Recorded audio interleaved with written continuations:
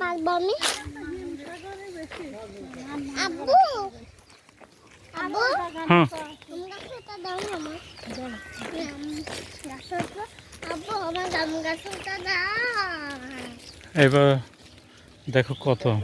আমি আম গাছে উঠবো। আমি আম গাছে উঠবো।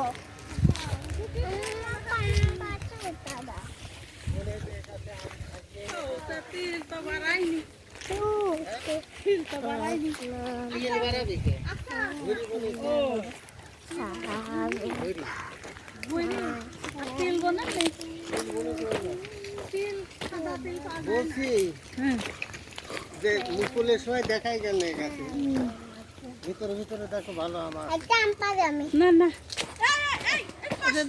কষি বাড়িতে আমের গা দিও আম পারবি। আর তুই কষাতে করছিস মুখে লাগলেই ঘা।